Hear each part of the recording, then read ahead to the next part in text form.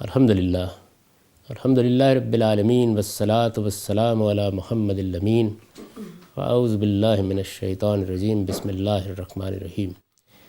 خواتین و حضرات، یہ سورہ آل عمران کی آیت 77 ہے جس سے ہم مطالعے کی ابتدا کر رہے ہیں۔ اس سے پیچھے جو بات بیان ہوئی وہ یہ تھی کہ یہود کا یہ خیال بالکل غلط ہے کہ ان کے لیے خدا کے ہاں کوئی خاص مرتبہ، خاص مقام ہے جس کے سبب وہ دوسروں سے بالا تر ہیں، اور امیوں کے مقابلے میں اللہ تعالیٰ نے ان کو اپنی شریعت میں ذمہ داریوں سے بری قرار دیا ہوا ہے۔ یہ بتایا گیا ان کو کہ اللہ کے ہاں جو مرتبہ و مقام بھی ہے وہ ان لوگوں کے لیے ہے جو خدا سے باندھے ہوئے عہد کو پورا کریں، ہر حالت میں اس عہد کے تحت قائم کردہ حدود کی نگہداشت کریں، جس کو قرآن مجید تقوی سے تعبیر کرتا ہے۔ جن لوگوں کی یہ روش ہوگی وہ اللہ کے نزدیک متقی ہیں، اور اللہ اپنے پرہیزگار متقی بندوں کو دوست رکھتا ہے۔ جو لوگ اللہ کے عہد توڑتے ہیں، اس کے حدود توڑتے ہیں اور اس میں بے باکی کی حد تک پہنچ جاتے ہیں، اور اس کے باوجود دعویٰ کرتے ہیں کہ ہم متقی ہیں اور خدا کے محبوب ہیں، وہ محض خیالی پلاؤ پکا رہے ہیں، اس کی کوئی حیثیت نہیں ہے۔ یہ بات پیچھے واضح کر دی۔ اب فرمایا ان الذین یشترون بعہد اللہ، کہ اس کے برخلاف جو لوگ اللہ کے عہد اور اپنی قسموں کو تھوڑی قیمت پر بیچ دیتے ہیں، یعنی پیچھے بتایا کہ اللہ کے متقی بندے کون ہیں، اب یہ فرمایا کہ وہ لوگ جو اللہ کے عہد اور اپنی قسموں کو تھوڑی قیمت پر بیچ دیتے ہیں۔ اس عہد سے کیا مراد ہے؟ ظاہر ہے کہ اس میں اشارہ ہے اس عہد کی طرف جو اللہ کی شریعت اور آخری بعثت یعنی رسالت مآب صلی اللہ علیہ وسلم کی بعثت کے بارے میں یہود سے لیا گیا تھا، اشارہ کیا اس کی جانب۔ قسمیں یعنی وہ قسمیں جو انہوں نے اللہ کے نبیوں بالخصوص رسالت مآب صلی اللہ علیہ وسلم پر ایمان اور آپ کی تائید اور نصرت کا عہد کرتے ہوئے کھائی تھی۔ آیت 81 میں آگے ان کے اس عہد اور ان قسموں کا ذکر آئے گا، ہم وہاں پہنچیں گے تو پھر معلوم ہوگا کہ وہ کیا قسمیں ہیں جنہوں نے کھائیں۔ ان کی طرف اشارہ کرتے ہوئے کہا ہے کہ ان الذین یشترون بعہد اللہ، اس کے برخلاف جو لوگ اللہ کے عہد اور اپنی قسموں کو وایمانہم ثمنا قلیلا، اور اپنی قسموں کو تھوڑی قیمت پر بیچ دیتے ہیں۔ فرمایا کہ یہ تو خیال کر رہے ہیں یہ خدا کے محبوب ہیں، اور یہ اس طریقے سے عہد توڑ کر اور قسمیں بیچ کر اللہ کے ہاں کوئی مقام حاصل کر لیں گے۔ اولئک لا خلاق لہم فی الآخرہ، مذہبی لحاظ سے وہ کیسی اپنی صورت کیوں نہ بنا لیں اور کیسا ہی اپنے آپ کو برتر کیوں نہ سمجھیں، آخرت میں ان کا کوئی حصہ نہیں۔ یعنی اللہ تعالیٰ کے ہاں عہد کی پابندی کرنے والوں کا، اپنے معاملات کو صاف رکھنے والوں کا، اللہ کے حدود کی نگہداشت کرنے والوں کا حصہ ہے۔ اس طرح کے لوگوں کا آخرت میں کوئی حصہ نہیں۔ اولئک لا خلاق لہم فی الآخرہ، یہ جو زوم ہے یہود کا کہ ہم لوگ تو اللہ کی محبوب امت ہیں، ہمارے ساتھ خاص معاملہ ہوگا، یعنی اس میں کوئی شک نہیں کہ خاص گروہ ہے وہ، اس کو بیان کیا قرآن مجید نے، خدا نے انتخاب کیا ہے، ذمہ داری دی ہے، منصب دیا ہے۔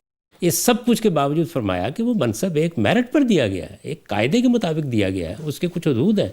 یہ نہیں ہے کہ منصب تو تمہیں حاصل رہے گا اور اس کی مراعات بھی حاصل رہیں گی، اور ذمہ داریوں کے معاملے میں تم اتنے بودے ہو گئے، اس کا کوئی امکان نہیں۔ تو فرمایا اولئک لا خلاق لہم فی الآخرہ، یہ لوگ ہیں کہ قیامت کے دن ان کا کوئی حصہ نہیں۔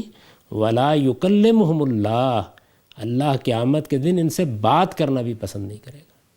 یعنی یہ تو اللہ تعالیٰ کے ایسے راندہ درگاہ ہے۔ یہ ہے اصل میں لعنت کا نتیجہ، یعنی جس چیز کو لعنت کہا جاتا ہے، ہمارے ہاں تو یہ گالی کے طریقے پر لفظ بیان ہوتا ہے، اس کا مطلب ہے کہ اللہ کی رحمت سے دور کر دیے جائیں گے۔ لا یکلمہم اللہ، اللہ قیامت کے دن ان سے بات کرنا بھی پسند نہیں کرے گا۔ ولا ینظر الیہم یوم القیامہ، اور نہ قیامت کے دن انہیں نگاہ التفات سے دیکھے گا، دیکھنا بھی پسند نہیں کرے گا۔ جیسے آپ کہتے ہیں نا، ان پر ایک التفات کی نظر ڈالنا بھی پسند نہیں کرے گا۔ ولا یزکیہم، اور نہ انہیں گناہوں سے پاک کرے گا۔ وَلَهُمْ عَذَابٌ علیم، بلکہ وہاں ان کے لیے ایک دردناک سزا ہے۔ یہ جو قرآن مجید نے فرمایا کہ نہ انہیں گناہوں سے پاک کرے گا، اس کا مطلب کیا ہے؟ اس کا مطلب یہ ہے کہ ان کے جرائم ایسے نہیں ہیں کہ تھوڑی بہت سزا دے کر اللہ انہیں پاک کر دے۔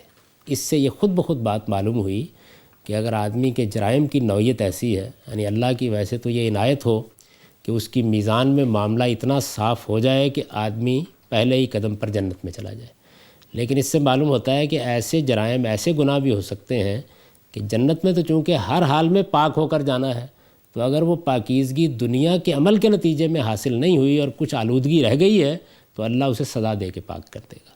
تو یہ پاکیزگی بھی فرمایا کہ ان کو حاصل نہیں ہوگی، وَلَهُمْ عَذَابٌ أَلِيمٌ، اور ان کے لیے دردناک سزا ہے۔ اس سے یہ بات معلوم ہو گئی کہ اللہ تعالیٰ کے معاملے میں بدعہدی کرنا، جانتے بوجھتے حق کا انکار کر دینا، اس طریقے سے اللہ کے ساتھ باندھے ہوئے عہد کو توڑ دینا، قسمیں کھا کر اس سے انحراف کر لینا، یہ کتنا بڑا جرم ہے۔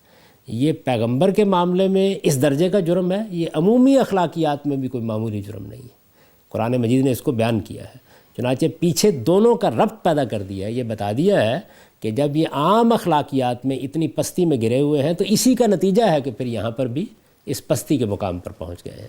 تو انسان کے اخلاقی وجود کی پاکیزگی یہ اصل میں قیامت میں اللہ کی نگاہ التفات کا باعث بھی بنے گی، اور اگر اس کے ساتھ یعنی نیک نیتی ہے، خدا پر سچا ایمان ہے، اپنے آپ کو پاکیزہ رکھنے کی جدوجہد ہے، جان بوجھ کے عہد توڑنے کا انداز نہیں اختیار کیا گیا اور غلطیاں ہو گئی ہیں، کوتاہیاں ہو گئی ہیں، تو اس میں بشارت بھی آ گئی کہ اللہ کچھ تنبیہ کر کے، کچھ سزا دے کے پاک بھی کر دے گا، پھر جنت میں داخلے کا راستہ کھلے گا۔ یہی وہ چیز ہے جس کی حدیثوں میں کچھ تفصیل ہو گئی ہے، اور وہاں چونکہ بات جب بیان ہوتی ہے تو بعض اوقات راوی حضرات اس کو کہیں سے کہیں پہنچا دیتے ہیں، بات اتنی سی ہے جتنی قرآن نے بیان کر دی۔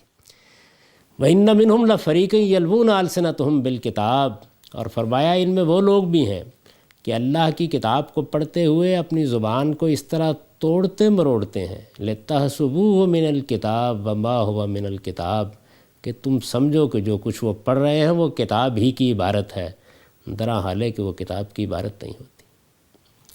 یہ دیکھیے نا، یعنی کیا جگہ ہے جہاں تک انسان پہنچ جاتا ہے، قومیں پہنچ جاتی ہیں۔ اس میں اگر پیچھے سے آپ دیکھیں اس ساری بات کو تو یہ معلوم ہوتا ہے کہ ایک شدید نفرت، شدید بیزاری ہے جو اللہ تعالیٰ کے ان الفاظ میں چھپی ہوئی ہے۔ اللہ تعالیٰ نے جو حیثیت ان کو دی، اس کے لحاظ سے جو معاملہ ان کے ساتھ کیا، اس کے بعد وہ اسی کے سزاوار تھے۔ یعنی یہ جو بات اللہ تعالیٰ نے فرمائی ہے کہ نہ میں نگاہ التفات سے دیکھوں گا، نہ میں بات کرنا پسند کروں گا، نہ میں ان کو گناہوں سے دھو کر پاک کر کے جنت میں داخل کرنے کا کوئی راستہ ان کے لیے کھولوں گا، یہ اب اسی دردناک عذاب میں رہیں گے۔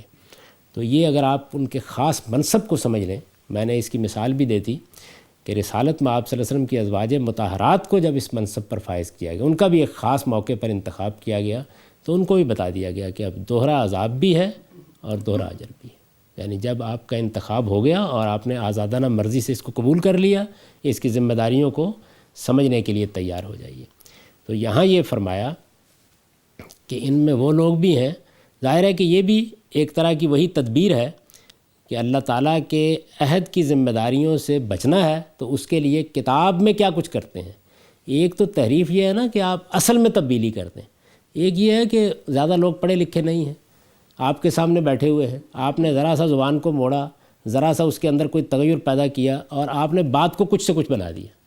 یعنی یوں تو تحریف نہیں کی کہ الفاظ میں تبدیلی ہو، اس کو بیان کیا کہ ان میں وہ لوگ بھی ہیں کہ جو اللہ کی کتاب کو پڑھتے ہوئے یلوون السنتہم بالکتاب، اپنی زبان کو اس طرح توڑتے مروڑتے ہیں، یعنی لفظ کو اس طرح ادا کرتے ہیں کہ تم یہ خیال کرو کہ جو کچھ وہ پڑھ رہے ہیں لتحسبوہ من الکتاب، تم جو کچھ وہ پڑھ رہے ہیں اس کو سمجھو کہ یہ تو اللہ کی کتاب سنا رہے ہیں، یہ اللہ کی کتاب کی عبارت ہے، وما ہوا من الکتاب، درا حال ہے کہ وہ کتاب کی عبارت نہیں ہوتی۔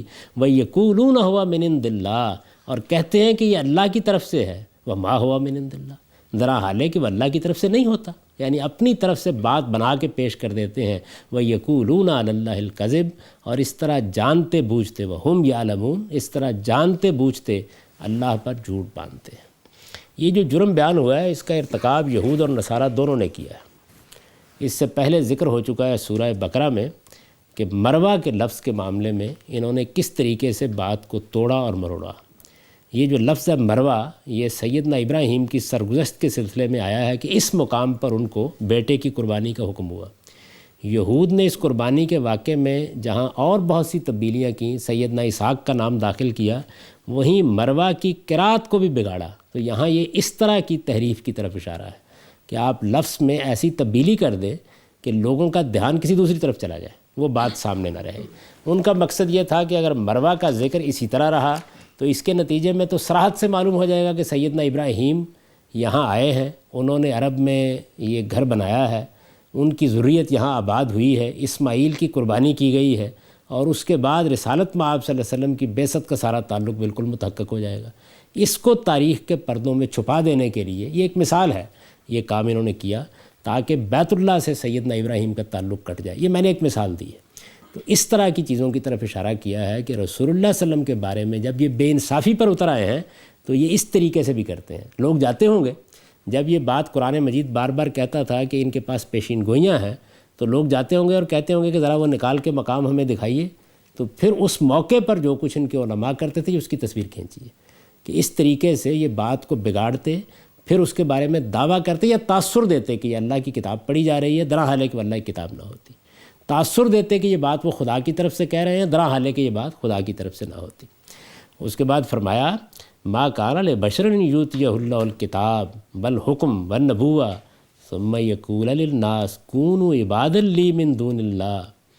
فرمایا کہ یہی نہیں کہ اللہ کے پیغمبر پر جھوٹ باندھتے ہیں اور نہیں سوچتے کہ کسی انسان کا یہ مقام ہی نہیں ہے، یہ اس کی شان ہی نہیں ہے کہ اللہ اس کو اپنی کتاب دے اور اس کے مطابق فیصلہ کرنے کی صلاحیت دے، یعنی یؤتیہ اللہ الکتاب والحکم، اس کے مطابق فیصلہ کرنے کی صلاحیت دے، والنبوہ، اور نبوت عطا فرمائے، پھر وہ لوگوں سے کہے ثم یقول للناس کونوا عبادا لی من دون اللہ، اللہ کے بجائے میرے بندے بن جاؤ۔ یہ کیسے ہو سکتا ہے؟ یعنی یہ جو نصارہ بھی زیر بحث ہے، یعنی یہ کیسے ہو سکتا ہے کہ مسیح کو خدا نے کتاب دی، اس کتاب کے مطابق اللہ کے دین کے بارے میں فیصلہ سنانے کی صلاحیت دی، نبوت کے منصب پر فائز کیا، اور پھر وہ لوگوں کو خدا کی عبادت کے بجائے اپنی عبادت اور اپنی بندگی کی دعوت دے۔ یہ کیسے ہو سکتا ہے؟ فرمایا یہ نہیں ہو سکتا، یہ نہیں ہو سکتا کہ وہ یہ کہے کہ کونوا عبادا لی من دون اللہ، تم میرے بندے بن جاؤ، نہیں، بلکہ وہ کیا کہے گا ولیکن کونوا ربانیین بما کنتم تعلمون الکتاب، وہ تو یہی کہے گا کہ لوگوں اللہ والے بنو۔ اپنے بندے بننے کے لیے کیوں کہے گا؟ یہ کہے گا ربانی بنو، اللہ والے بنو۔ یہ جو ربانی کا لفظ آیا ہے تو اس کا مطلب کیا ہے؟ خدا پرست، اللہ والے۔ ہمارے ہاں مولوی کے بھی یہی معنی ہے، لفظ بہت اچھا ہے، یعنی مولا والے، لیکن یہ کہ بدقسمتی سے اس کا غلط استعمال اور پھر اس کے بعد جو اس کے ساتھ ہوا وہ یہاں تک پہنچا دیتا ہے۔ بلکہ قرآن مجید سے معلوم ہوتا ہے کہ ان کے علماء کو ربانی کہا جاتا تھا، جیسے ہمارے ہاں مولوی کا لفظ ہے وہ مولا سے بنا ہے، یہ رب سے بنا ہے، تو یہ رب والے، خدا پرست، اللہ والے، اس معنی میں لفظ بولا جاتا تھا۔ تو فرمایا کہ نبی تو یہی کہے گا، اور یہاں دیکھیے قرآن نے بات کیا کی کہ اصل میں یوں نہیں ہے کہ نبی یہ آگے کہے گا کہ کچھ لوگ مولوی بن جائیں، کچھ لوگ ربانی بن جائیں، وہ تو سب کو یہی دعوت دے گا کہ سب اللہ والے بن جاؤ، بما کنتم تعلمون الکتاب، اس لیے کہ تم اللہ کی کتاب پڑھتے اور پڑھاتے ہو، وبما کنتم تدرسون، یعنی چونکہ تم اللہ کی کتاب سکھاتے بھی ہو، پڑھتے بھی ہو، پڑھاتے بھی ہو، تمہیں خدا نے یہ عظیم شرف دیا ہے، تو وہ یہی دعوت دے گا ولا یامرکم ان تتخذوا الملائکہ والنبیین اربابا، اور یہ کبھی نہیں ہو سکتا کہ وہ تم سے یہ کہے کہ فرشتوں اور نبیوں کو اپنا رب بنا لو، کبھی نہیں کہے گا، کبھی یہ بات نہیں کہے گا کہ تم فرشتوں کو اپنا پروردگار بنا لو یا نبیوں کو اپنا رب بنا لو۔ یامرکم بالکفر بعد اذ انتم مسلمون، تمہارے مسلمان ہو چکنے کے بعد کیا وہ تمہیں کفر کو اختیار کرنے کی ترغیب دے گا؟ یہ عقل سلیم کو مخاطب کر کے قرآن نے اپنے مخاطبین یہود، نصارہ، بلکہ قریش مکہ سب کو توجہ دلائی ہے کہ جن توہمات کو تم عقائد بنائے ہوئے ہو ان کی نسبت اللہ کے پیغمبروں کے ساتھ کیسے کر سکتے ہو؟ یہ تمہیں کبھی نہیں کرنا چاہیے۔ اللہ کا کوئی پیغمبر بھی ایمان اور اسلام کی دعوت دینے کے بعد اپنے پیرووں کو کفر اور شرک میں جھونک دینے کی کوشش نہیں کر سکتا۔ یہ چیز اگر کہیں نظر آئے تو کبھی یہ سمجھنا جائز نہیں ہوگا کہ یہ خدا کی طرف سے۔ تم اس طرح کی بات کو دیکھتے ہی جان لو کہ یہ ان لوگوں کی تحریفات کا نتیجہ ہے جنہوں نے گمراہی پھیلائی ہے۔ کسی پیغمبر کی دعوت یہ نہیں ہو سکتی۔ یہ دیکھیے کیا اچھا معیار بیان کیا ہے کہ جس کے پاس اللہ کی کتاب ہوگی جس کے پاس اللہ تعالیٰ نے یہ صلاحیت دی ہوگی کہ وہ اس کتاب کی صحیح وضاحت کرے، اس کے مطابق معاملات کا صحیح فیصلہ سنائے، جو نبوت کے منصب پر فائز ہوگا، وہ لوگوں کو کیا کہے گا؟ وہ لوگوں کو ہمیشہ توحید کی دعوت دے گا، خالص توحید کی دعوت دے گا، کبھی اپنا بندہ بننے کے لیے نہیں کہے گا، اپنے بارے میں کوئی مبالغہ کبھی نہیں کرے گا، کتاب کا علم رکھنے والا ملائکہ اور نبیوں کے بارے میں کبھی مبالغہ آمیز باتیں نہیں کرے گا، وہ آپ کو جس بات کی دعوت دے گا وہ خالص توحید کی دعوت ہے۔ تو ارشاد فرمایا کہ اس سے ہٹ کر کوئی بات اگر سامنے آتی ہے تو سمجھ لو کہ یہ خدا کی بات نہیں ہو سکتی، خدا کی بات یہ ہے، اور یہ بات ہو نہیں سکتی کہ اسلام کی دعوت دے کر تمہیں خدا کا پیغمبر پھر کفر کی دعوت دینے لگ جائے۔ پہلے وہ توحید کی منادی کرے اور اس کے بعد اپنے بندے بنانے کی دعوت دینا شروع کر دے، یہ نہیں ہو سکتا۔ تو ان کے سامنے یہ معیار رکھا، اور یہ معیار انہی کے لیے موزوں تھا کہ ان کے سامنے رکھا جائے، کیونکہ اب بھی اگر آپ تورات کو پڑھیں تو یہ معلوم ہوتا ہے کہ تورات تو سراسر توحید کا بیان ہے، انجیل سراسر توحید کا بیان ہے۔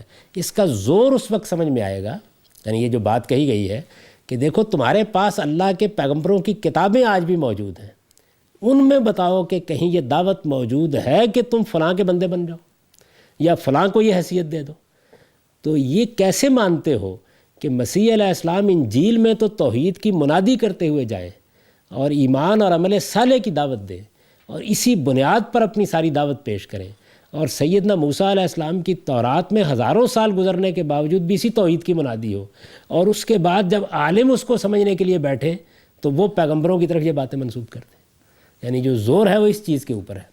یعنی یہ ہو سکتا ہے کہ ساری زندگی ایمان کی دعوت دے کے لوگوں کو مسلمان بنائیں اور اس کے بعد جاتے جاتے کسی کے کان میں پھونک دیں اور یہ کفر بتانا شروع کر دیں۔ یہ نہیں ہو سکتا۔ آپ اس کا صحیح زور اس وقت سمجھیں گے کہ جب یہ سمجھ لیں کہ یہاں تقابل کس چیز کا کیا جا رہا ہے، پیغمبر جس جگہ چھوڑ کر گئے ہیں اور اس کے بعد جو ان کے ماننے والے کر رہے ہیں، یہ تو صورتحال یہ زیر بحث ہے نا۔ تو اس کو بیان کیا ہے ایامرکم بالکفر بعد اذ انتم مسلمون، یعنی تمہیں اسلام پر لا کر، خدا کی بندگی پر لا کر، خدا کی اطاعت پر لا کر انہوں نے یہی دعوت دی۔ یہ دعوت تو آج بھی موجود ہے۔ اس کے بعد انہوں نے سینٹ پال پر وہ الہام کرنا شروع کر دیا کہ میں خدائی میں سے کچھ حصہ پا چکا ہوں اور میری ذات میں خدائی کا ظہور ہوا ہے اور میرے اندر الوہیت آ گئی ہے۔ یعنی یہ جو بات اب تم ان کی طرف منسوب کر رہے ہو، تو لوگوں کو ایمان و اسلام کی دعوت دینے کے بعد یہ کب کہنے کے لیے وہ بیٹھے تھے؟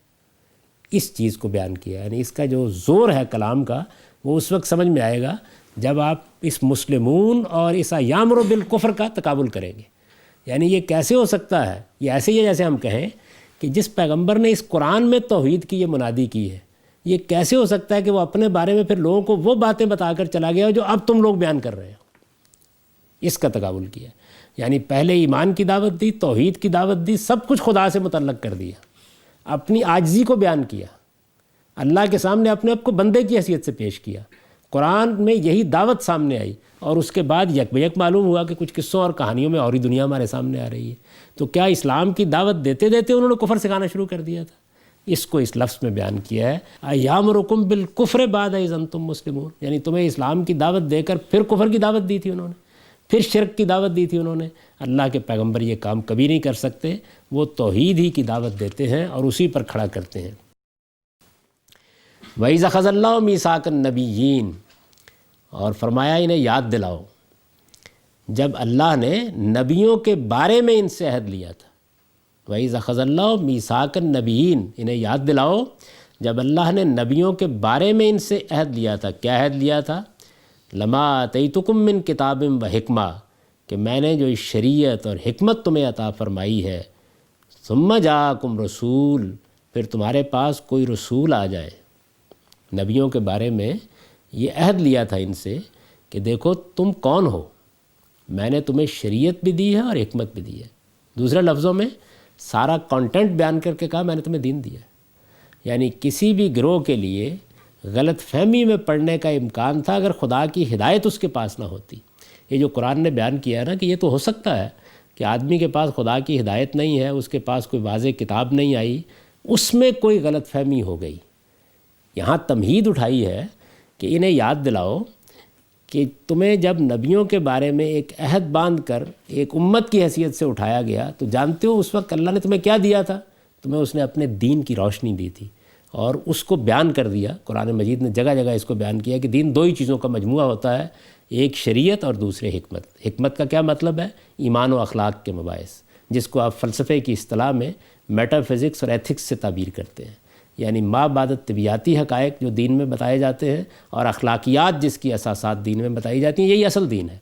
اس کے اوپر قانون بنتا ہے، وہ قانون ہے جس کو شریعت کہا جاتا ہے۔ تو فرمایا کہ تمہیں یہ دونوں چیزیں دی گئیں، پھر تم سے عہد لیا گیا، ثم جاءکم رسول، کہ تمہارے پاس اگر کوئی خدا کا رسول آ جائے، مصدق لما معکم، اور جو تمہارے پاس یہ حکمت اور شریعت موجود ہے، تمہارے پاس جو اس رسول کے بارے میں پیشین گوئیاں موجود ہیں، ان کی تصدیق کرتا ہوا آ جائے، ان کی تصدیق کرتا ہوا آ جائے، پھر تم کیا کرو گے؟ لَتُؤْمِنُنَّ بِهِ، تم اس پر ایمان لاؤ گے، وَلَتَنْصُرُنَّهُ، اور تم اس کی مدد کرو گے۔ یعنی بنی اسرائیل سے جو پیغمبروں کے بارے میں اللہ نے عہد لیا وہ یہ عہد تھا۔ اس میں اگرچہ لفظ تو عام استعمال ہوا ہے کہ جب کوئی رسول آ جائے، لیکن صاف واضح ہے کہ اشارہ رسالت مآب صلی اللہ علیہ وسلم کی طرف ہے۔ یعنی ان کے ہاں جو انبیاء علیہم السلام آتے رہے، ان کے بارے میں بھی یہ اس عہد میں باندھے گئے تھے، لیکن خاص طور پر ان سے عہد لیا گیا تھا، اور ان کی کتابوں سے واضح ہے، اور اس میں بھی تعارف یہ کرایا گیا ہے کہ وہ رسول کوئی انوکھا، کوئی نرالا دین لے کر نہیں آئے گا، وہ جو کچھ تمہارے پاس ہے اس کی تصدیق کرتا ہوا آئے گا۔ یعنی تمہاری شامت آ گئی کہ تم نے اس چیز کو جھٹلا دیا جو خود تمہارے پاس موجود تھی اور پیغمبر اس کی تصدیق کر رہا تھا۔ تم اس کی حجت اور اس کی گواہی کا بارے گراں اپنی کندھوں پر لیے رہے، لیکن جب وقت آیا تو تم اس کی گواہی دینے سے انکار کر بیٹھے۔ یہ جرم ہے جس کو سیدنا مسیح بیان کرتے ہیں نا، کہ رات بھر کنواریاں اپنے دولہا کا انتظار کرتی رہیں اور صبح ہونے کو آئی تو سو گئی۔ یعنی یہ جو صورتحال ہے، اس صورتحال کا بار تمہارے اوپر ہے۔ تو فرمایا کہ یہ یاد دلاؤ انہیں کہ ان سے یہ عہد ہم نے لیا تھا، اور عہد یہ تھا کہ جب اللہ کا کوئی پیغمبر آئے اور مصدق لما معکم، وہ اسی دین کی دعوت دے رہا ہو جو دین تمہارے پاس موجود ہے، ان پیشین گوئیوں کا مصداق بن کر آئے جو تمہارے پاس تورات میں اور انجیل میں ہے، تم اس پر ایمان لاؤ گے، تم اس کی مدد کرو گے۔ کالا، اس کے بعد اقررتم واخذتم علی ذالکم اصری، کیا تم نے اقرار کیا اور اس پر میرے عہد کی ذمہ داری اٹھا لی ہے؟ یہ جو آیت ہے اس کو سمجھنے کے لیے تورات کا اور بائبل کا مطالعہ کرنا چاہیے۔ یعنی جب جب یہ عہد لیے گئے، بالکل اسی طرح سے ان سے اقرار کروایا گیا۔ اگلی نسلوں کو منتقل کرو گے، لوگوں کو بتاؤ گے۔ سیدنا موسیٰ علیہ السلام ہمیشہ بڑے اہتمام سے یہ عہد لیتے تھے۔ تو فرمایا کہ اس طریقے سے تم سے پوچھا گیا، کالو، اس کو جواب میں تمہارے آبا نے کیا کہا؟ اقررنا، ہم نے اقرار کیا۔ کالا فشہدو، تو پھر فرمایا تھا کہ گواہ رہو۔ وَأَنَا مَعَكُم مِّنَ الشَّاهِدِينَ، خدا نے کہا تھا میں بھی تمہارے ساتھ گواہوں میں شامل ہوں۔ فَمَن تَوَلَّىٰ بَعْدَ ذَلِكَ فَأُولَٰئِكَ هُمُ الْفَاسِقُونَ، جو اس طرح عہد باندھنے کے بعد بھی پھر جائے، پھر اس کے فاسق ہونے میں، نافرمان ہونے میں کیا شبہ ہے۔ یعنی یہ بات یاد دلائی ان کو کہ اس طریقے سے تم سے اس پیغمبر کی مدد کرنے، اس پر ایمان لانے کا عہد لیا گیا تھا۔ سب پیغمبروں کے بارے میں، سب نبیوں کے بارے میں یہ عہد لیے گئے، لیکن خاص طور پر اس میں اشارہ ہے رسالت مآب صلی اللہ علیہ وسلم کی طرف۔ میں نے اس سے پہلے بھی عرض کیا، اور اس کو اچھی طرح سمجھ لینا چاہیے کہ یہ جو الفاظ آئے ہیں کہ فمن تولیٰ بعد ذالک، یعنی اس کے بعد بھی اگر کوئی پھر جاتا ہے، اس کے بعد بھی اگر کوئی منہ موڑتا ہے، تو پھر اس کے فاسق ہونے میں کیا شبہ ہے، عہد شکن ہونے میں کیا شبہ ہے، نافرمان ہونے میں کیا شبہ ہے۔ فاسق جو ہے قرآن مجید میں نافرمان کے معنی میں آتا ہے، یعنی بات واضح ہو گئی، عہد باندھ لیا، اس پر یہ گواہی قائم کر دی گئی، اس کے بعد تم یہ رویہ اختیار کر رہے ہو۔ آپ بائبل کو پڑھیں گے تو معلوم ہوگا کہ بنی اسرائیل کے سرداروں کو جمع کیا جا رہا ہے، ان کی جماعت ساری کی ساری اکٹھی ہو گئی ہے، ایک خیمہ عبادت کے اندر وہ جمع ہے، تابوت سامنے ہو گیا ہے، حضرت موسیٰ نے واضح تذکیر کی ہے، پھر عہد سنایا ہے، پھر اقرار لیا ہے، پھر کہا ہے کہ اس پر گواہ رہو گے، پھر اس کو کندہ کیا ہے۔ اس طرح دنیوی اخروی عواقب، نتائج کیا ہوں گے اگر اس کا انکار کرو گے، ان کو بیان کیا ہے۔ اللہ تعالیٰ کے امر و نہی کے بارے میں، پیغمبروں کے بارے میں، شریعت کے بارے میں اسی طرح سے عہد لیے جاتے تھے۔ یہ کتنی عبرت کا مقام ہے ان کے لیے کہ اللہ تعالیٰ یہ حوالہ دے کے بتا رہے ہیں کہ انہیں یاد دلاؤ کہ اس طرح ہم عہد لیا کرتے تھے اور تم اس عہد کی خلاف ورزی کر رہے ہو۔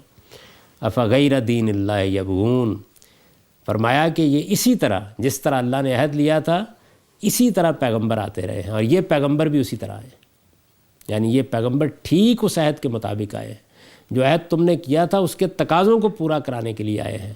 تو فرمایا کہ یہ پیغمبر جب اسی دعوت کو لے کر، اسی دین کو لے کر آئے ہیں، تو کیا یہ لوگ اب اللہ کے دین کے سوا کسی اور دین کی تلاش میں، یعنی انکار کر رہے ہیں۔ تو اب دیکھیے کہ جب وحدت کو بیان کر دیا کہ دین وہی، حق وہی، شریعت وہی، حکمت وہی، اس کی کسوٹی کے اوپر تمہیں تو ادنا درجے کا بھی اس کے بارے میں تردد نہیں ہونا چاہیے تھا، تو اب اس کو چھوڑ رہے ہو تو اللہ کے دین کے سوا کسی اور دین کی تلاش میں ہو۔ وَلَهُ أَسْلَمَ مَنْ فِي السَّمَاوَاتِ وَالْأَرْضِ، دراں حالے کہ زمین و آسمان سب اسی کے فرما بردار ہیں، طوعاً وَكَرْہًا، چاہتے ہوئے نہ چاہتے ہوئے، یعنی اس کے حکم بردار ہیں، اس کے فرما بردار ہیں، اس کے سامنے جھکے ہوئے ہیں، وَإِلَيْهِ يُرْجَعُونَ، اور اسی کی طرف لوٹائے جائیں گے۔ یعنی نہ صرف یہ کہ زمین و آسمان پر اس کی بادشاہی قائم ہے، دائرہ تکوینی میں اللہ تعالیٰ کے دین کی یہ پوری کائنات پیروی کر رہی ہے، نہ دنیا میں کسی کے لیے فرار کی جگہ، نہ مرنے کے بعد، یعنی یہاں پر بھی کائنات کا ذرہ ذرہ خدا کے سامنے جھکا ہوا ہے، اور فرمایا قیامت میں بھی اسی کی طرف لوٹنا ہوگا، کوئی اور راستہ نہیں ہے۔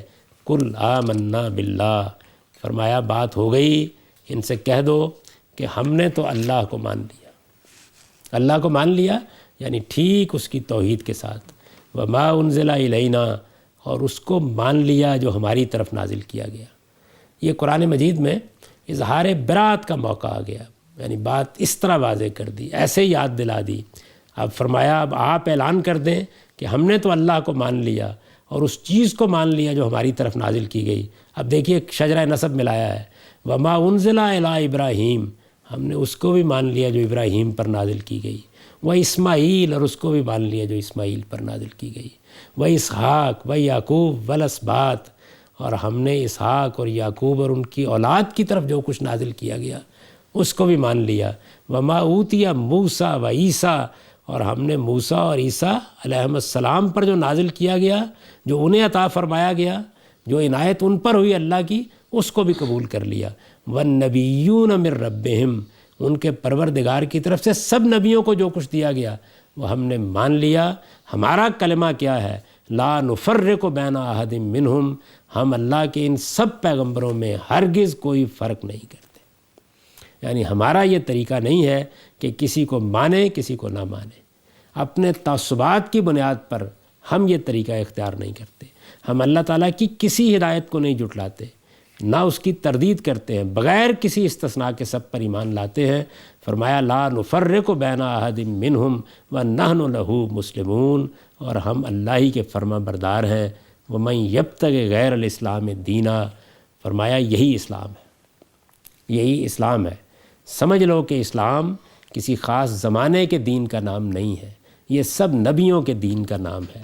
یہ ابراہیم، اسماعیل، اسحاق، یعقوب، ان کی اولاد، موسیٰ و عیسیٰ، سب پیغمبروں کے دین کا نام ہے، سب نبی یہی دین لے کر آئے ہیں، اور ہم اس اسلام کے ماننے والے ہیں، یہی اسلام ہے۔ اور جو اسلام کے سوا کوئی اور دین اختیار کرنا چاہے گا، وَمَن یبتغ غیر الاسلام دینا فلن یقبل منہ، اللہ اس کو ہرگز قبول نہیں کرے گا۔ اللہ کے ہاں قبولیت اسی دین کی ہے جو سب نبیوں کا دین ہے، جس میں کوئی تعصب نہیں ہے، جس میں حق کے واضح معیارات ہیں، جن کی بنیاد پر یہ دین کھڑا ہے۔ فرمایا اگر کوئی اس کو چھوڑ کر اپنے تعصبات اور خواہشات اور بدعات سے کوئی اور دین بنانا چاہتا ہے تو اللہ کے ہاں اس کی قبولیت کا کوئی سوال نہیں ہے۔ وَهُوَ فِي الْآخِرَةِ مِنَ الْخَاسِرِينَ، یعنی یہ بتا دیا کہ اسلام محمد الرسول اللہ صلی اللہ علیہ وسلم کے لائے ہوئے دین کا نام نہیں ہے۔ اسلام کا شجرہ نسب سمجھ لو، یہ سب نبیوں کا دین ہے۔ محمد الرسول اللہ صلی اللہ علیہ وسلم نے تو آ کر اس کی تجدید کی ہے، اس دین کی تصدیق کی ہے، اس کو زندہ کیا ہے، اس میں جو بدعتیں داخل کر دی گئی تھی ان کی اصلاح کی ہے، اس دین کو پیش کیا ہے۔ اللہ کا دین ہمیشہ سے اسلام رہا ہے، اللہ نے کوئی یہودیت، کوئی نصرانیت اور کوئی محمدیت بھی نازل نہیں کی، اس نے اسلام کو دین کی حیثیت سے نازل کیا ہے، اور یہ اسلام ہی اللہ کا دین ہے۔ جو اس کو چھوڑ کر کوئی اور دین اختیار کرتا ہے وہ سمجھ لے کہ اللہ اس کو قبول نہیں کرے گا، اور قیامت میں وہ خسارہ پانے والوں میں ہوگا۔ کیف یہد اللہ قوما کفروا بعد ایمانہم، فرمایا کہ اور قیامت میں وہ نامرادوں میں ہوگا۔ مسلمانوں تم ان کی ہدایت چاہتے ہو، اللہ ان کو ہدایت کس طرح دے گا جو ماننے کے بعد منکر ہو گئے؟ یہ اصل میں وہ چیز ہے۔ ماننے کے بعد منکر ہو گئے۔ دیکھیے اس آیت کو پھر اس پچھلی آیت سے ملائیے کہ کیا اللہ کے پیغمبر اسلام کے بعد کفر سکھایا کرتے ہیں؟ اب ان کے پورے رویے کو بیان کر کے کہا کہ جب تم نے تعصبات پیدا کر لیے، جب تم نے دین میں تفریق کی، جب پیغمبروں کے معاملے میں اپنے تعصبات میں مبتلا ہوئے، تو یہ اصل میں ایمان کے بعد کفر ہے، اور اللہ ایمان کے بعد کفر اختیار کر لینے والوں کو کس طرح ہدایت دے گا؟ مسلمان یہ چاہتے تھے کہ یہ ہمارے ساتھ آ جائیں، تو فرمایا کہ کیسے ہدایت دے گا؟ وَشَهِدُوا أَنَّ الرَّسُولَ حق، دراں حالے کہ وہ اس بات کے گواہ ہیں کہ یہ رسول سچے ہیں۔ وَشَهِدُوا یعنی دل گواہی دیتے ہیں، یہ جانتے ہیں کہ یہ رسول برحق ہیں، ان کی زبانیں اس کے باوجود جھٹلا رہی ہیں۔ وَجَاءَهُمُ الْبَيِّنَاتُ اور ان کے پاس کھلی نشانیاں اس پیغمبر کے بارے میں آ چکی ہیں۔ تو ارشاد فرمایا وَاللَّهُ لَا يَهْدِي الْقَوْمَ الظَّالِمِينَ، حقیقت یہ ہے کہ اللہ اس طرح کے ظالموں کو ہدایت نہیں دیا کرتا۔ یعنی ہدایت اور گمراہی کے لیے اللہ کا ایک خاص قانون ہے، اس کے مطابق ہدایت ملتی ہے۔ یہ اللہ کا طریقہ نہیں ہے کہ لوگ جانتے بوجھتے کفر کریں، تعصبات میں مبتلا ہوں، بات سننے کے لیے تیار نہ ہوں، اور ان چیزوں کو جو ان کی خواہشات سے پیدا ہوئی ہیں دین بنا کے پیش کر رہے ہوں، اور اللہ اپنی ہدایت لے کے ان کے پیچھے پھر رہا ہو کہ آؤ میں تمہیں ہدایت دینا چاہتا ہوں۔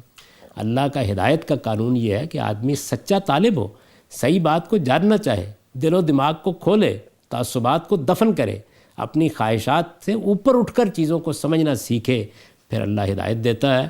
تو فرمایا مسلمانوں تم ان کی ہدایت چاہتے ہو، اللہ ان کو کیسے ہدایت دے؟ یہ ماننے کے بعد منکر ہوئے ہیں، ان کے دل گواہی دیتے ہیں کہ یہ اللہ کے سچے رسول ہیں، ان کے پاس نشانیاں آ چکی ہیں، یہ ظالم ہیں، اور اللہ ظالموں کو ہدایت نہیں دیا کرتا۔ ظالم یعنی اپنی جانوں پر ظلم ڈھانے والے۔ قرآن میں یہ لفظ دونوں معنی میں آتا ہے، یہاں اس مفہوم میں ہے کہ انہوں نے جب حق کو ماننے سے انکار کر دیا، ایک ظلم وہ ہے جو انسان کسی دوسرے پر کرتا ہے، اور ایک ظلم وہ ہے کہ جو انسان اپنے اوپر کرتا ہے۔ اپنے اوپر ظلم یہ ہے کہ آدمی حق کے بارے میں واضح ہو جائے اور اس کو ماننے سے انکار کر دے۔ فرمایا اولئک جزاؤہم ان علیہم لعنت اللہ والملائکۃ والناس اجمعین، ان کی سزا یہ ہے کہ ان پر اللہ اور اس کے فرشتوں اور تمام انسانوں کی لعنت ہے۔ یہ جو تمام انسانوں کہا ہے تو یہ اس بات کو ظاہر کرتا ہے کہ قیامت کے دن نیک بد سب ان پر لعنت کریں گے۔ نیکوں کی لعنت تو واضح ہے، بد کیوں لعنت کریں گے؟ اس لیے کہ وہ یہ کہیں گے کہ انہی کے سبب سے ہم بھی گمراہ ہوئے، تو وہ بھی لعنت کریں گے، سب انسان ان پر لعنت کریں گے۔ اس سے مزید معلوم ہو گیا کہ جو لعنت ہے اس کے نتائج کا تعلق اصلاً قیامت سے ہوتا ہے۔ تو فرمایا کہ سب ان پر لعنت کریں گے، خالدین فیہا، اور یہ اسی میں ہمیشہ رہیں گے۔ اس میں ظاہر ہے اسی میں، اس کا اشارہ دوزخ کی جانب ہے جو لعنت کا نتیجہ ہے۔ اس کا الفاظ میں ذکر اس لیے نہیں کیا کہ لعنت کے نتیجے کے طور پر گویا وہ خود بخود مفہوم ہے، لہذا ضمیر اس کی طرف آ گئی۔ خالدین فیہا لا یخفف عنہم العذاب، اور ان کے عذاب میں کمی نہ ہوگی، ولا ہم ینظرون۔ اس سے یہ بھی سمجھ لیجئے کہ یہ جو سخت ترین عذاب، کمی نہیں ہوگی، ہمیشہ رہیں گے، یہ سب باتیں کن لوگوں کے بارے میں ہیں؟ ان لوگوں کے بارے میں جو جانتے بوجھتے حق کے مقابلے میں کھڑے ہو گئے۔ ہر جگہ نکال کے دیکھیے قرآن ان لوگوں کے بارے میں یہ بات بیان کر رہا ہے۔ غلطی ہو گئی، غلط فہمی ہو گئی، گناہ ہو گیا، تساہل ہو گیا، تغافل ہو گیا، یہ بالکل اور چیزیں ہیں، ان کے بارے میں قوانین بھی اور ہیں۔ لیکن جب کوئی قوم یا گروہ اس مقام پر آ جائے تو پھر وہ اس عذاب کا مستحق ہو جاتا ہے۔ تو فرمایا کہ تمام فرشتوں اور تمام انسانوں کی لعنت ان پر ہوگی، یہ اسی میں ہمیشہ رہیں گے، ان کے عذاب میں کمی نہیں ہوگی، انہیں مہلت نہیں دی جائے گی، ولا ہم ینظرون الا الذین تابوا من بعد ذلک۔ اب بھی موقع ہے، وہ لوگ اس سے بچ جائیں گے جو توبہ کر لیں، واصلحوا، اور اصلاح کر لیں، وہ اس سے محفوظ رہیں گے۔ یعنی آج بھی موقع ہے، پیغمبر موجود ہیں، دعوت دے رہے ہیں، جو اصلاح کر لیں گے وہ اس سے محفوظ رہیں گے۔ فإن اللہ غفور الرحیم، اس لیے کہ اللہ بخشنے والا ہے، اس کی شفقت ابدی ہے، وہ ہمیشہ ہمیشہ کے لیے رحمت کے سائے میں لوگوں کو رکھتا ہے۔ ان الذین کفروا بعد ایمانہم، اس کے برخلاف جو ماننے کے بعد منکر ہوئے، ثم ازدادوا کفرا، پھر اپنے اس انکار میں بڑھتے چلے گئے، اور اب موت آ گئی تو اس کو سامنے دیکھ کر توبہ کرنا چاہتے ہیں۔ لن تقبل توبتہم، ان کی توبہ ہرگز قبول نہ ہوگی، وَأُولَٰئِكَ هُمُ الضَّالُّونَ، اور وہی در حقیقت راہ سے بھٹکے ہوئے ہیں۔ فرمایا ان الذین کفروا وماتوا وہم کفار، اسی طرح جو منکر ہوئے اور اسی انکار کی حالت میں دنیا سے رخصت ہو گئے، فرمایا وہ اگر اس سزا سے بچنے کے لیے زمین بھر کر سونا بھی فدیے میں دے، ان الذین کفروا وماتوا وہم کفار فلن یقبل من احدہم ملء الارض ذہبا ولو افتدی بہ، اگر وہ سونا زمین بھر کر سونا بھی فدیے میں دے تو ان سے قبول نہیں کیا جائے گا۔ اولئک لہم عذاب علیم، ان کے لیے دردناک عذاب ہے، وما لہم من ناصرین، اور وہ اپنا کوئی مددگار نہ پائیں گے۔ یعنی یہ گویا بتا دیا کہ ان کی نجات کسی طرح ممکن نہ ہوگی، آخرت میں کسی کے پاس دینے کے لیے کچھ نہیں ہوگا، نہ آخرت کوئی لین دین کی جگہ ہے۔ یہ جو فرمایا کہ یہ سونا زمین پر بھی دے دے، تو یہ بیان کرنا ہے کہ کوئی راستہ نہیں ہوگا، اس کو بیان کرنے کی تعبیر ہے۔ اور اپنے جن اسلاف اور بزرگوں سے یہ توقع رکھتے ہیں کہ وہ ان کی سفارش کریں گے، فرما دیا قیامت میں کوئی کسی کا مددگار نہیں ہوگا۔ یہ وہ آخری مقام ہے جس پر پہنچ کر اللہ تعالیٰ نے نجات کا قاعدہ بھی بیان کر دیا کہ نجات ان کے لیے ہے جو اصلاح کر لے، جو صحیح بات کو سمجھ لے، جن سے غلطی ہو گئی ہے اور وہ لوٹ آئے۔ ان کے لیے نہیں ہے کہ جو کفر میں بڑھتے چلے گئے، ایک بار انکار کیا اور انکار کو آخری درجے میں پہنچا دیا، اور پھر اس کے بعد جب سامنے دیکھ لیا عذاب کو تو اس کے وقت توبہ استغفار کرنے لگ گئے۔ اللہ کا یہ قانون نہیں ہے، اور نہ کسی کو کوئی چیز وہاں کام دے گی، نہ دنیا بھر کی دولت پیش کر کے کوئی بچ سکے گا۔ یہ جن غلط فہمیوں میں مبتلا ہیں اس کو ہمیشہ ہمیشہ کے لیے دور کر رہے ہیں۔ وما لہم من ناصرین، کوئی ان کا مددگار بھی نہیں ہوگا۔ اب ان آیات کا سادہ ترجمہ سن لیجئے۔ اس کے برخلاف جو لوگ اللہ کے عہد اور اپنی قسموں کو تھوڑی قیمت پر بیچ دیتے ہیں، ان کے لیے آخرت میں کوئی حصہ نہیں ہے، اور اللہ قیامت کے دن نہ ان سے بات کرے گا، نہ ان کی طرف نگاہ التفات سے دیکھے گا، اور نہ انہیں گناہوں سے پاک کرے گا، بلکہ وہاں ان کے لیے ایک دردناک سزا ہے۔ اور ان میں وہ لوگ بھی ہیں جو اللہ کی کتاب کو پڑھتے ہوئے اپنی زبان کو اس طرح توڑتے مروڑتے ہیں کہ تم سمجھو کہ جو کچھ وہ پڑھ رہے ہیں وہ کتاب ہی کی عبارت ہے، درا حال ہے کہ وہ کتاب کی عبارت نہیں ہوتی، اور کہتے ہیں کہ یہ اللہ کی طرف سے ہے، درا حال ہے کہ وہ اللہ کی طرف سے نہیں ہوتا، اور اس طرح جانتے بوجھتے اللہ پر جھوٹ باندھتے ہیں۔ پھر یہی نہیں، وہ اللہ کے پیغمبر پر بھی جھوٹ باندھتے ہیں، اور نہیں سوچتے کہ کسی انسان کی یہ شان نہیں ہے کہ اللہ اس کو اپنی کتاب دے اور اس کے مطابق فیصلہ کرنے کی صلاحیت اور نبوت عطا فرمائے، پھر وہ لوگوں سے یہ کہے کہ اللہ کے بجائے تم میرے بندے بن جاؤ۔ نہیں، بلکہ وہ تو یہی کہے گا کہ لوگوں اللہ والے بنو، اس لیے کہ تم اللہ کی کتاب پڑھتے اور پڑھاتے ہو، اور نہ وہ تم سے یہ کہے گا کہ فرشتوں اور نبیوں کو اپنا رب بنا لو۔ تمہارے مسلمان ہو چکنے کے بعد کیا وہ تمہیں کفر اختیار کر لینے کی ترغیب دے گا؟ اور انہیں یاد دلاؤ جب اللہ نے نبیوں کے بارے میں ان سے عہد لیا تھا کہ میں نے جو شریعت اور حکمت تمہیں عطا فرمائی ہے، پھر تمہارے پاس کوئی رسول اس کی تصدیق کرتے ہوئے آئے جو تمہارے پاس موجود ہے، تو تم اس پر ایمان لاؤ گے اور اس کی مدد کرو گے۔ اس کے بعد پوچھا کیا تم نے اقرار کیا اور اس پر میرے عہد کی ذمہ داری اٹھا لی ہے؟ انہوں نے جواب دیا کہ ہم نے اقرار کیا۔ تو فرمایا کہ گواہ رہو اور میں بھی تمہارے ساتھ گواہ ہوں۔ فرمایا کہ پھر اس کے بعد جو اس عہد سے پھریں گے تو وہی نافرمان ہیں۔ یہ پیغمبر اسی طرح آئے ہیں، تو کیا یہ لوگ اب اللہ کے دین کے سوا کسی اور دین کی تلاش میں ہیں؟ درا حالے کہ زمین و آسمان میں طعن و کرہن سب اسی کے فرما بردار ہیں اور اسی کی طرف لوٹائے جائیں گے۔ ان سے کہہ دو کہ ہم نے اللہ کو مانا ہے اور اس چیز کو مانا ہے جو ہماری طرف نازل کی گئی، اور جو ابراہیم، اسماعیل، اسحاق اور یعقوب اور ان کی اولاد کی طرف نازل کی گئی، اور جو موسیٰ اور عیسیٰ اور دوسرے سب نبیوں کو ان کے پروردگار کی طرف سے دی گئی، ہم ان میں کوئی فرق نہیں کرتے۔ یہ سب اللہ کے پیغمبر ہیں اور ہم اسی کے فرما بردار ہیں۔ یہی اسلام ہے، اور جو اسلام کے سوا کوئی اور دین اختیار کرنا چاہے گا تو اس سے وہ ہرگز قبول نہ کیا جائے گا، اور قیامت میں وہ نامرادوں میں سے ہوگا۔ تم ان کی ہدایت چاہتے ہو؟ اللہ ان لوگوں کو ہدایت کس طرح دے گا جو ماننے کے بعد منکر ہو گئے؟ درا حالے کہ وہ اس بات کے گواہ ہیں کہ یہ رسول سچے ہیں اور ان کے پاس کھلی ہوئی نشانیاں آ چکی ہیں، اور حقیقت یہ ہے کہ اللہ اس طرح کے ظالموں کو ہدایت نہیں دیتا۔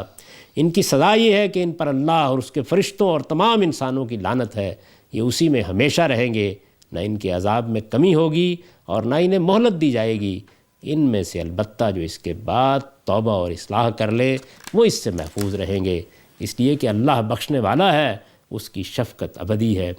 اس کے برخلاف جو ماننے کے بعد منکر ہوئے، پھر اپنے اس انکار میں بڑھتے چلے گئے اور اب موت کو سامنے دیکھ کر توبہ کرنا چاہتے ہیں، ان کی توبہ ہرگز قبول نہ ہوگی، اور وہی در حقیقت راہ سے بھٹکے ہوئے ہیں۔ اسی طرح جو منکر ہوئے اور اسی انکار کی حالت میں دنیا سے رخصت ہو گئے، وہ اگر اپنے آپ کو سزا سے بچانے کے لیے زمین بھر کر سونا بھی فدیے میں دیں تو ان سے قبول نہ کیا جائے گا، ان کے لیے دردناک عذاب ہے، اور وہاں وہ اپنا کوئی مددگار نہ پائیں گے۔ اقول قولی ھذا واستغفر اللہ لی ولکم ولسائر المؤمنین۔